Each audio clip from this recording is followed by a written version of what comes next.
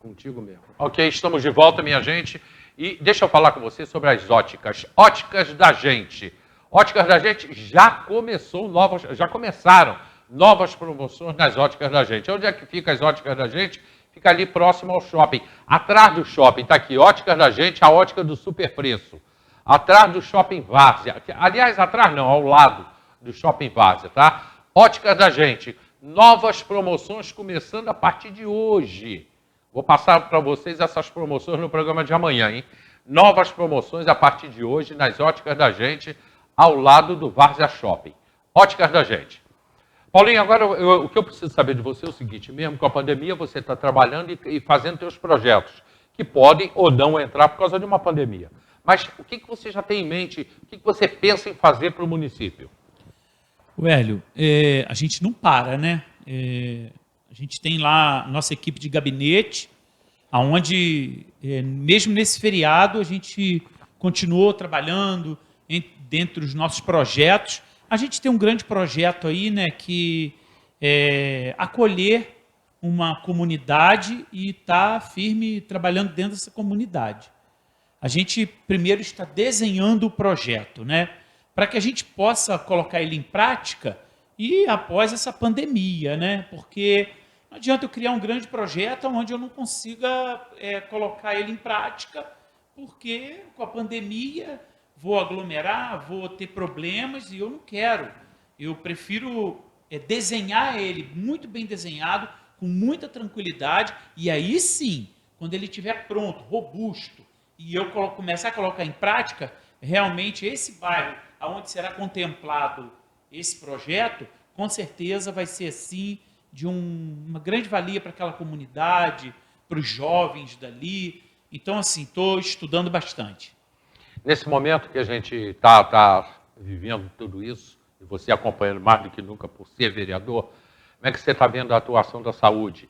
A situação da UPA fechada, já não tem mais, não pode, só pode atender Covid, o ETO Abdala já vai abrir agora dando um apoio.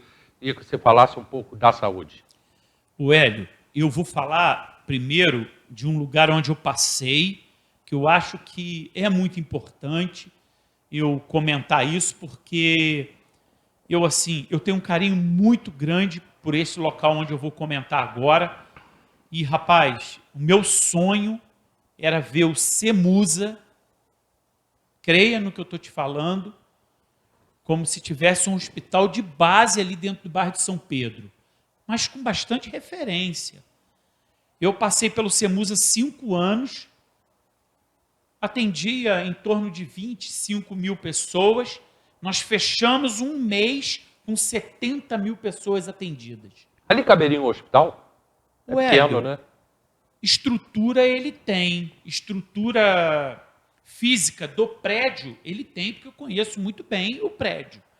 E ali precisa de algumas boas adaptações, né? Boas adaptações, mas temos sim, tem condições de botar um mini hospital ali. O CEMUSA, ele é uma referência dentro do bairro de São Pedro. Quem não conhece o CEMUSA hoje, né? Então, assim, atuei ali 5 anos, tinha um pronto-socorro 24 horas, uma ambulância na porta, um pediatra e um clínico geral 24 horas, e nós tínhamos também o ambulatório, que atendia uma gama, e mais uma, embaixo, no subsolo, nós tínhamos lá uma fisioterapia, Dr. Hamilton Fel. Ele tinha lá, ele como fisioterapeuta e uma auxiliar, que ajudava muito. O CEMUSA teve um período de grandes conquistas, grandes conquistas. Agora a gente vai voltar para a nossa realidade hoje, o que a gente está vivendo. A saúde, ela está um colapso total. Teresópolis, Friburgo, Petrópolis, Rio de Janeiro, e assim o estado inteiro está em colapso. Mas por culpa de A ou B ou C, não, a pandemia. A pandemia tirou realmente os outros focos. Qual é os outros focos? É você trabalhar assim, preventivamente. Fica difícil. Está tudo virado e focado para a pandemia. Hoje a gente vai lá na UPA, eu tenho visitado a UPA, tá, Hélio?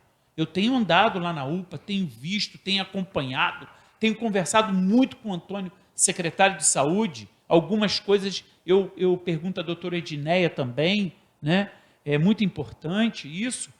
Assim, tem feito, Hélio, tudo que pode, sabe?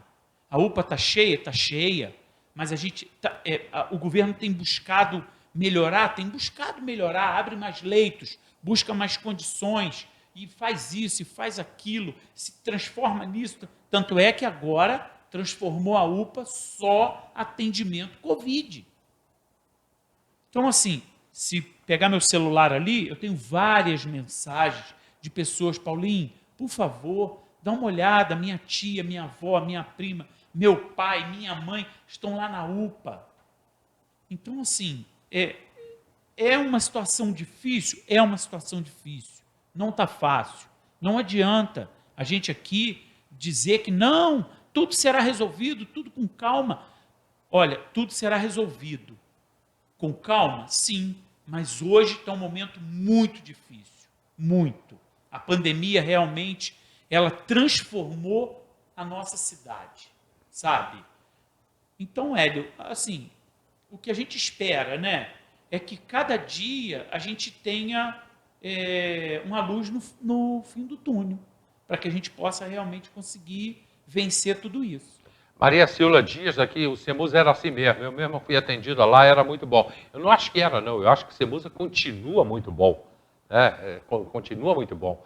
A direção hoje do Semusa, a administração do Semusa oh, meu Deus, esqueci o nome daquela menina lá do Você me desculpa, mas me esqueci perdoa. o nome dela, lá do alto, eu esqueci.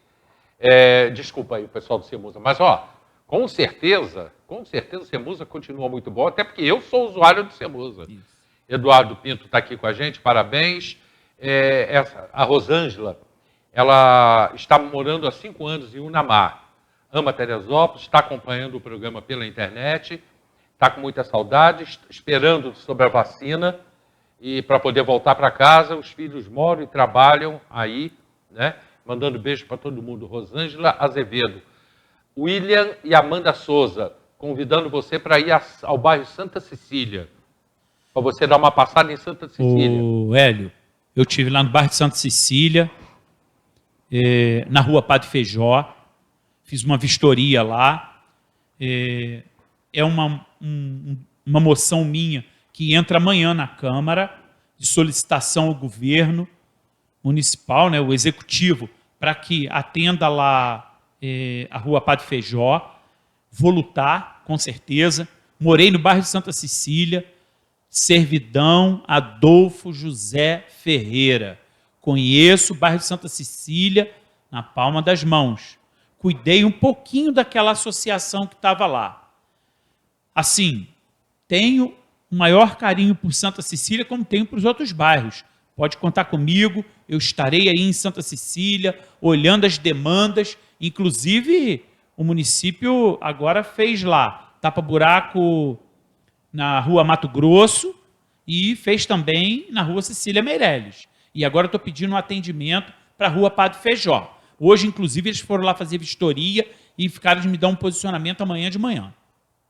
Já me passaram aqui o nome, é da Luísa. É a Luísa, que é administradora lá do Semusa. É verdade. É a Luísa que está administrando lá, já não vejo Luísa há muito tempo.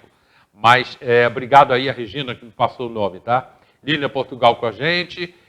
A Maria Silva dizendo, o Semusa realmente é muito bom. A gente sabe que é. Muito obrigado a todos vocês. Paulinho, eu vou te dar agora 1 minuto para você se despedir do pessoal de casa, falando aí, motivando a nossa população. Hélio, muito obrigado por ter retornado aqui no seu programa. Estarei sempre à sua disposição. A hora que você for necessário estar aqui para alguns esclarecimentos, eu estarei aqui. Jamais vou me esconder de lá atrás, dentro do meu gabinete, ou lá realmente na plenária. Estarei sempre respondendo os questionamentos. E assim, hoje, eu digo aqui para vocês, fique em casa. Cumpra o CPF. Ficou determinado dentro do decreto, é difícil, a gente sabe disso. Está muito difícil, muito, para todos. Mas fique em casa. proteja a sua família. É necessário isso, você proteger a sua família. Nós agora tivemos aqui uma triste notícia, né? Um menino jovem, com um futuro pela frente aí enorme. E olha só o que aconteceu. Então, assim, fique em casa, cuide dos seus, procure sempre entender que é melhor a gente cumprir o nosso papel de que a gente sofrer depois disso tudo. Tá bom? Muito obrigado a todos. Fiquem com Deus. Nós teríamos mais 15 minutos de programa, mas você vai entender por que eu não vou ter esses 15 minutos. Aguarda só um pouquinho, Paulinho. O William e a Amanda aqui agradecendo ao Paulinho. O Silas me perguntando, dizendo que o CPF dele é ímpar, ele só recebeu o CPF dele é par. E ele só recebeu o IPTU dia 31, não conseguiu pagar. Vai pagar amanhã. Vai pagar multa? Não. Você vai mostrar o seu CPF, não vai pagar multa. Gente, muito obrigado aí. E eu não estou encerrando o programa não, tá? Não estou encerrando não. Mas eu não poderia deixar de trazer para vocês isso. Só preciso de uma informação. Gilberto, vou lá para a minha direção. Tem que perguntar ao diretor. Eu peço o comercial ou eu posso entrar direto com o Eloy? Tá. Eu tenho um bloco de comercial agora, eu vou entrar a última participação do Eloy de Carlo aqui no nosso programa. Ele esteve aqui com a gente, logo depois ele pegou o Covid. E eu quero relembrar isso, não poderia deixar isso passar em branco no dia de hoje. Tá?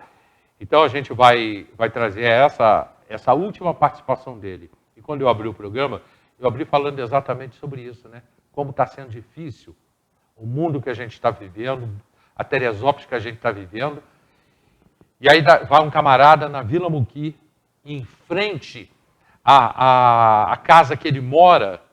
As pessoas há 15 dias atrás enterraram uma pessoa, perderam um parente ali, em frente à casa dele, vítima do Covid.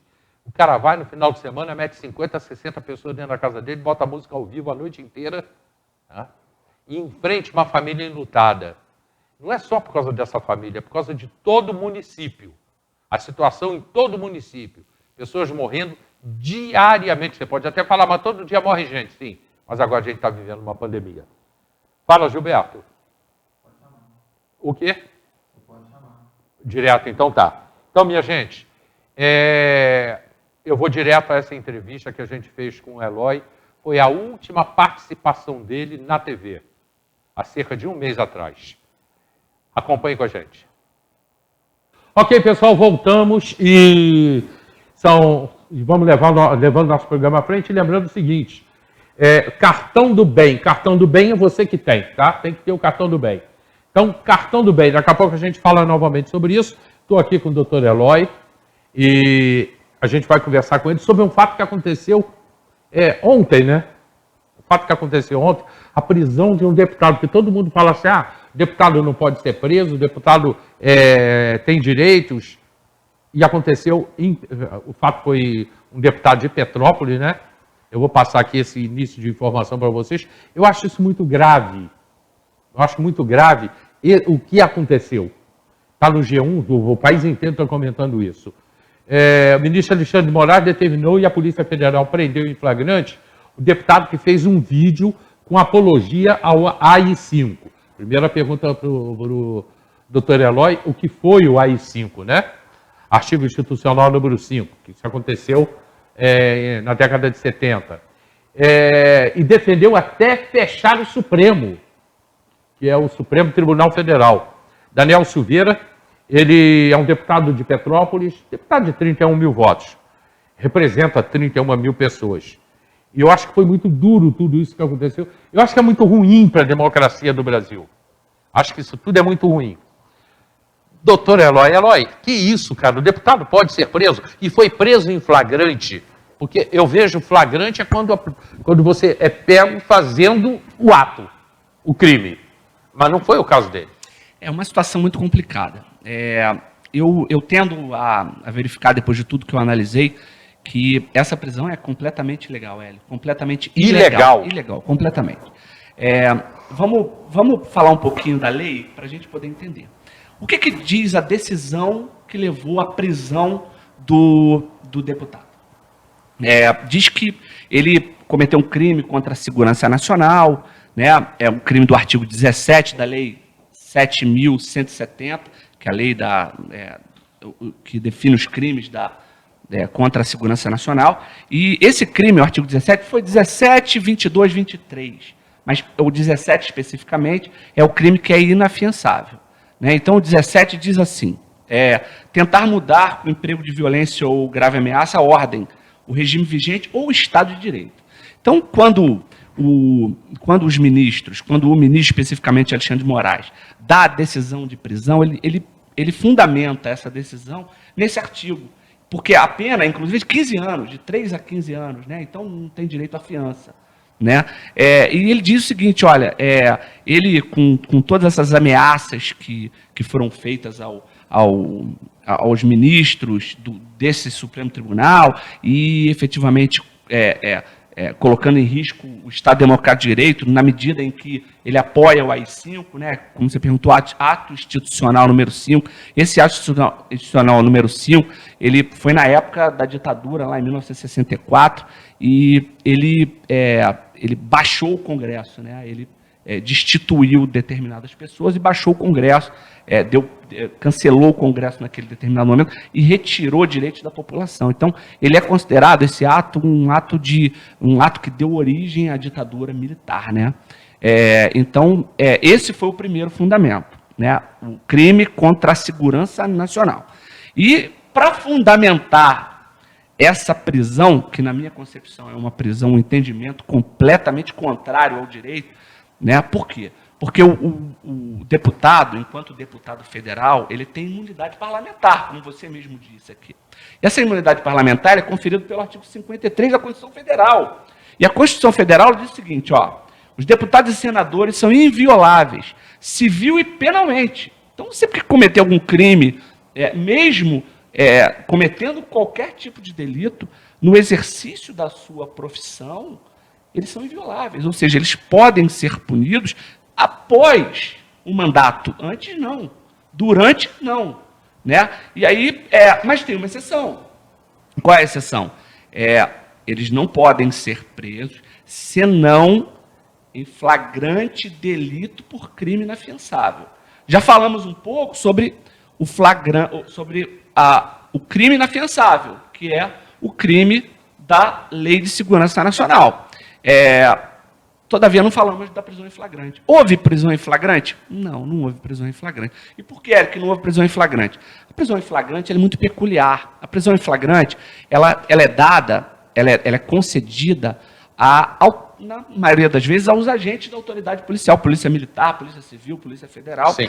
E quando que você pode ser preso em flagrante? O artigo 302 do Código de Processo Penal, que é o código que rege a questão criminal, todo o procedimento criminal, é muito claro, diz assim, pode ser preso em flagrante, considera-se preso em flagrante quem está cometendo a infração, 2, quem acaba de cometê-la, 3, é perseguido e logo após a autoridade policial o prende com qualquer tipo de elemento que possa considerá-lo do crime, e 4, é encontrado logo depois com instrumentos, armas e objetos que façam presumir ser o autor da infração. Ou seja, não tem lógica. E aí, por que não tem lógica? Vamos lá.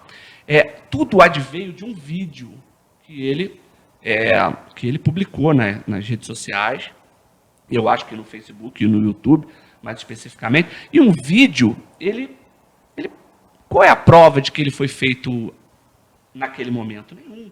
Né? Nós estamos ao vivo agora, especificamente. Se eu fosse um deputado federal e cometesse um crime agora, a polícia poderia vir me prender, a Polícia Federal especificamente. Se eu fosse um deputado estadual, a Polícia Civil ou Polícia Militar poderia vir me prender especificamente, porque eu estaria cometendo um crime ao vivo. E é muito claro isso, ao vivo você comete um crime.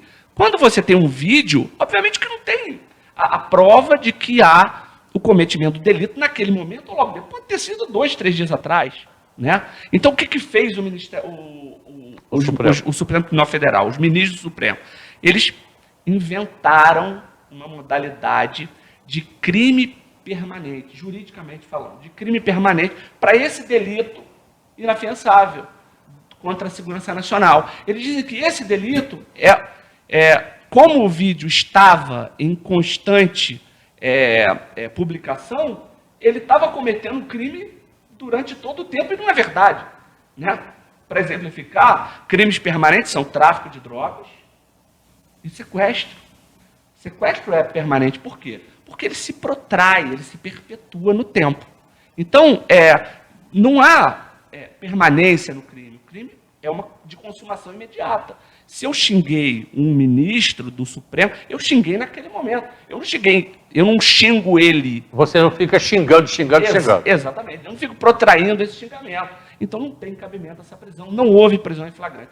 E outra coisa importante, a prisão em flagrante, ela para ser cumprida imediatamente pelas autoridades, pelos agentes da autoridade policial, quanto do cometimento do crime. E não por ordem de um ministro que foi dada 2 dias depois.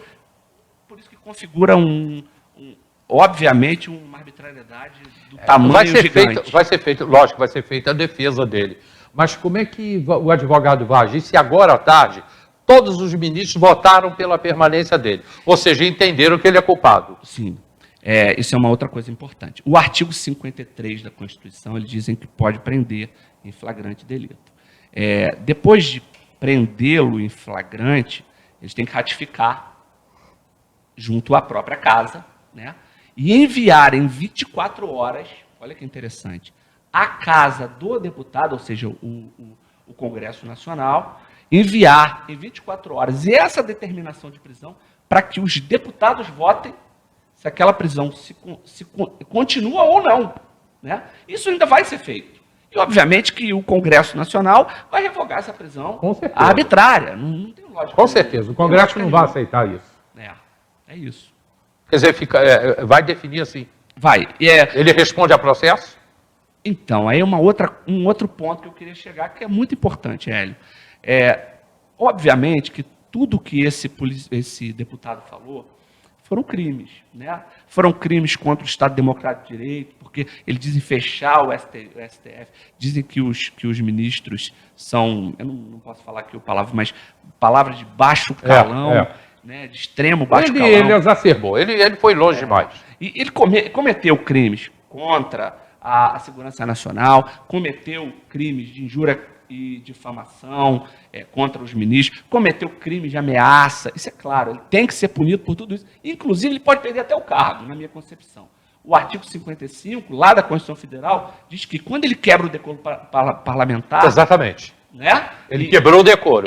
Quando ele quebra o decoro parlamentar, Hélio, exacerbando o seu limite da imunidade parlamentar, ele perde o cargo. E ele pode perder o cargo, inclusive, por votação dos próprios deputados. Exatamente. E ele vai ser punido posteriormente? Vai, mas a prisão não caberia. Não caberia nesse momento. De jeito nenhum. Por quê? Porque ele tem a imunidade do artigo 53 da Constituição Federal. E é da mesma forma que a gente, todos nós, cidadãos, não podemos ir contra o Estado Democrático de Direito e as ordens constitucionais, os ministros também não podem. Você responde a minha pergunta se você achar que pode responder, que a gente tem que ter cuidado, né? A gente não está sobre o AI-5, mas temos que ter cuidado. Você não acha que os poderes estão se degladiando, não? Estão se degladiando, infelizmente. Não estão? Estão se degladiando. Isso é uma clara decisão que imiscui um no poder do outro, na minha concepção. Né? Isso é uma coisa que não deveria acontecer, né? De forma alguma. Eu entendo, né, eu conversando com um determinado juiz aposentado hoje, né, de uma honra imemorável aqui de Teresópolis, eu achei até que o CNJ poderia fazer alguma coisa contra esses ministros. E esse juiz, então, porque eu não tenho autorização para falar o nome dele, me disse, não, o CNJ não é responsável pelo STF, né? Mas deve ter algum órgão, e especificamente agora, me pegou de surpresa, eu não sei qual é o órgão, que cuida desse tipo de arbitrariedade, que é muito clara. Né? O Alexandre de Moraes exacerbou demais no poder dele em determinar uma prisão em flagrante, que obviamente não foi em flagrante em lugar nenhum. Eloy, muito obrigado. Ele vai voltar aqui, porque eu não podia deixar de tocar nesse assunto hoje. E tem um outro assunto que eu preciso debater isso com ele, nós vamos trazê-lo aqui a semana que vem. Vou marcar já o dia. Guarda Municipal deve andar armada? Isso explodiu esse final de semana aí, um decreto do presidente Bolsonaro. Guarda Municipal deveria andar armada? Eu estou aguardando aí o da Luz, não virá hoje, talvez segunda-feira, já falei com ele, para a gente debater essa semana que vem agora sobre esse assunto. Guarda Municipal, ele pode andar armado? Deve andar armado? Você já tem a sua opinião sobre isso? Segura para a semana que vem. Vamos segurar para a semana que vem. Vamos segurar. Eu tenho a minha opinião, mas vamos guardar para a semana que vem. Eu quero debater esse assunto. Precisamos debater isso. Obrigado, foi um prazer estar aqui mais uma vez. Muito obrigado, Eloy. Muito obrigado mesmo, irmão.